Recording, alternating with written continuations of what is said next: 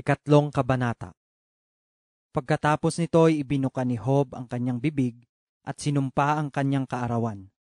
At si Job ay sumagot at nagsabi, "Maparam nawa ang kaarawan ng kapanganakan sa akin, at ang gabi na nagsabi, may lalaking ipinaglihi.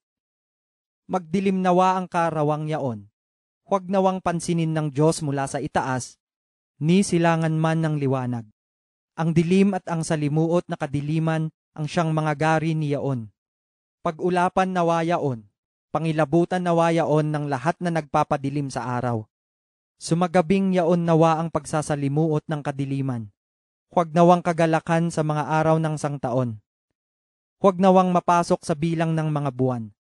Narito mapag-isa ang gabing yaon, huwag nawang datnan yaon ng masayang tinig. Sumpain nawa yaong nanganunumpa sa araw, nang nangamimihasang gumalaw sa buhaya. Mangagdilim nawa ang mga bituin ng pagtatakip silim niyaon. Maghintay nawa ng liwanag, ngunit huwag magkaroon, ni huwag mamalas ang mga bukang liwayway ng umaga. Sapagkat hindi tinakpan ang mga pinto ng bahay bata ng aking ina, o ikinubliman ang kabagabagan sa aking mga mata. Bakit hindi pa ako namatay mula sa bahay bata? Bakit di pa napatid ang aking hininga nang ipanganak ako ng aking ina? Bakit tinanggap ako ng mga tuhod, o bakit ng mga suso na aking sususuhin? Sapagkat ngayon ay nahihiga sana ako at natatahimik, ako sana'y nakakatulog, na napapahinga ako.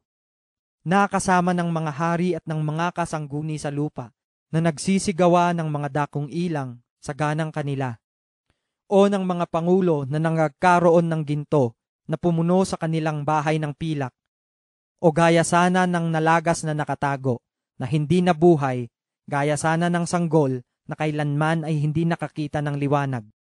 Dooy naglilikat ang masama sa pagbagabag, at dooy nagpapahinga ang pagod.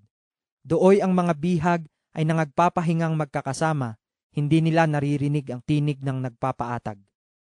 Ang mababa at ang mataas ay nangaroon, at ang alipin ay laya sa kanyang Panginoon.